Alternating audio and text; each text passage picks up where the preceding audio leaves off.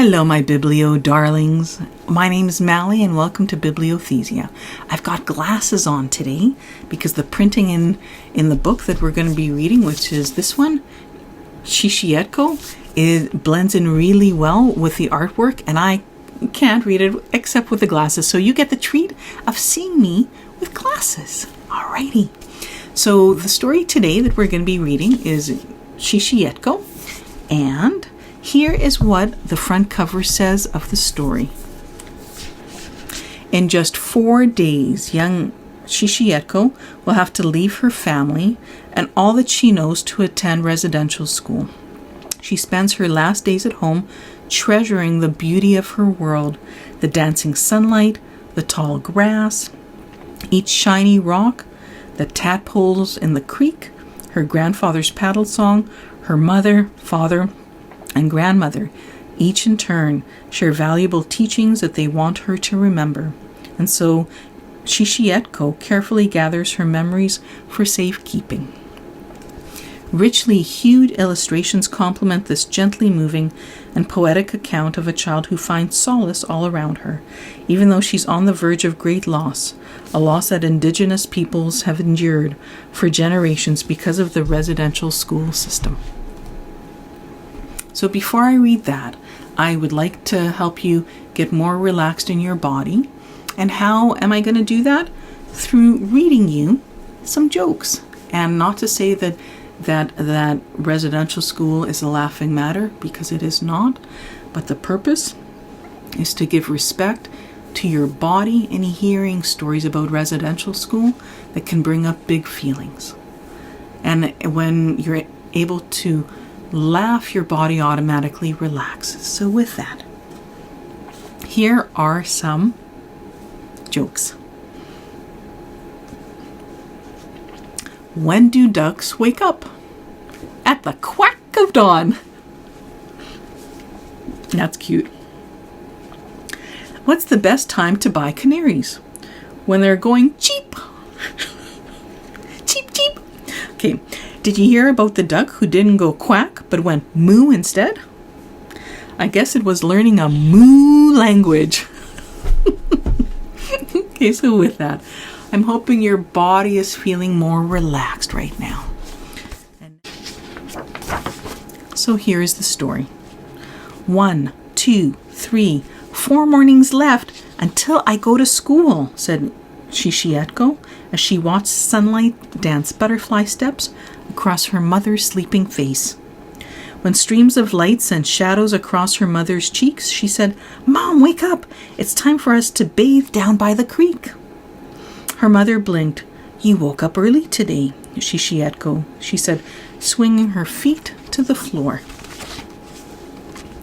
With the first steps of sunrise, Shi-shi-etko skipped along the worn path, through the cottonwood trees all the way to the creek. "My girl, we will not see each other until the wild roses bloom in the spring, and the salmon have returned to our river. I want you to remember the ways of our people. I want you to remember our songs and our dances, our laughter and our joy, and I want you to remember our land." Then her mother began to sing. Her voice traveled from tree to tree, flowing through the valley, caught by the wind, carried on the wings of eagles in flight. Shi-shi-etko could not help herself. She looked at everything. Tall grass swaying to the rhythm of the breeze, determined mosquitoes, working bumblebees. She memorized each shiny rock, the sand beneath her feet, crayfish and minnows and tadpoles that squirmed between her toes, all at the bottom of the creek. They were almost home when cousins, aunties, and uncles and the rhythmic tap of Yaya's old cedar cane could be heard through the trees. "Mother, father, they're here!" Shi-shi-etko ran to greet her family. Sunlight, wood smoke, and scents of barbecued sockeye salmon filled the air. That would be good. Dishes clattered, footsteps pitter-pattered, and laughter echoed from tree to tree. Afterwards, in the late-night silence, tucked safely under Yaya's patchwork quilt, Shi-shi-etko counted her fingers. There are only 1, 2, 3 more sleeps until I go to school. In the morning, when Shi-shi-etko woke, the sky was changing, navy to brilliant blue. She lay listening to the cool autumn breeze sing morning songs. Soft, drum, heart, beats. Let's take the canoe out on the lake, said her father. Hand in hand, they walked along the creek all the way to the lake. My girl, these are the things you must always remember, he said, gesturing to the trees, mountains, and water around them. Together they picked up the canoe and carried it to the water's edge.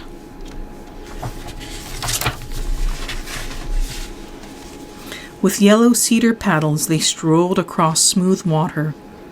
Reach, dip, pull back. Reach, dip, pull back.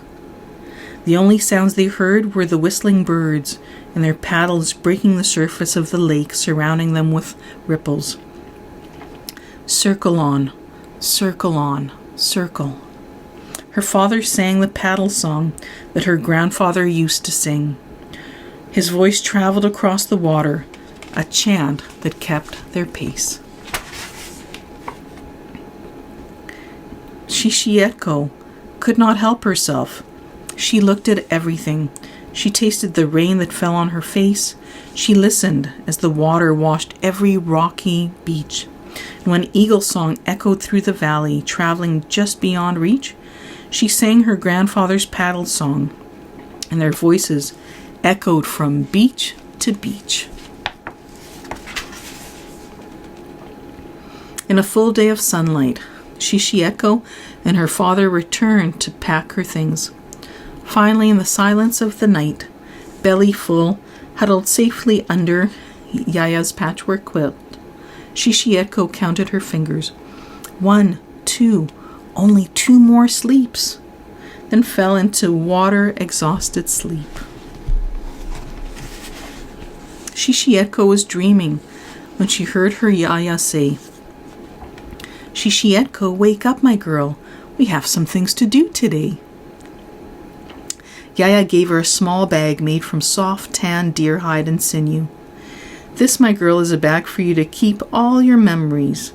No matter where you go, no matter what you do, remember to keep them safe. The sun wasn't up yet when they walked out the door and into the trees. The path was dark and smelled alive, with rain, wet soil, and leaves. They walked until the sun was shining. Yaya brought her to visit a great big fir tree. Shi-shi-etko placed a sprig into her bag of memories. They visited a hemlock, a cedar, even a pine, and each time she placed a sprig into her bag of memories. Oh.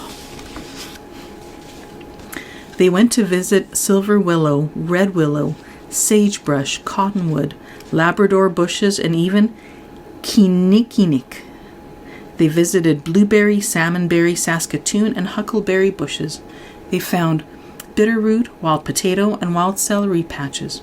On and on they went through fields of wild roses, Indian paintbrush, fireweed, and columbine. Shi-shi-etko promised herself, I will remember everything. Each plant they came to, she listened carefully to its name, then asked once, twice, even 3 times, is it food or medicine, Yaya? Is it always safe? Then whispered its name. She placed dried berry, root, flower, and fragrant leaf into her bag of memories. That night when Shi-shi-etko crawled under her patchwork quilt, she counted her fingers and said, only 1 more sleep. At home, the cattle truck that gathered children waited. Shi-shi-etko picked up her bag of memories. A pinch of tobacco for offering, then went out the back door in her favorite place beneath a great big fir tree. She placed the tobacco at its base, then tucked her bag inside its roots. Dear grandfather tree, please keep my memories and my family safe. I will be home in the spring. Shi-shi-etko, come inside now. It's time for you to go. When they rattled down the dirt road and into the trees, Shi-shi-etko held a sprig of fir close to her heart. Shi-shi-etko could not help herself. She looked at everything. Tall grass swaying to the rhythm of the breeze. Determined mosquitoes. Working bumblebees. She memorized each shiny rock, the sand beneath her feet, crayfish and minnows and tadpoles that squirmed between her toes, all at the bottom of the creek. What a beautiful story. It speaks to me about keeping things that are very sacred close to your heart. And this story is about residential school and how every child matters. And that's what this shirt is about. Every child matters. And every child's story matters. And every child is important. So with that, and as a way of closing our time together, we're going to do, if you feel like burping and join me along, please burp, but we're going to do a deep breathing exercise where we're going to inhale deeply for 4, hold the breath for 4, exhale for 8. So when you're ready, inhale deeply for 1, 2, 3, 4, and now hold the breath for and now exhale out for 8, like you're blowing out wind.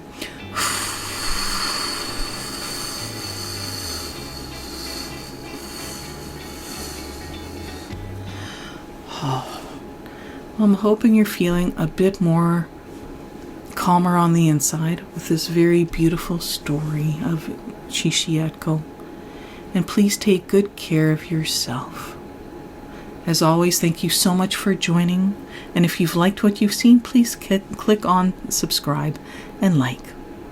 Take good care. And goodbye.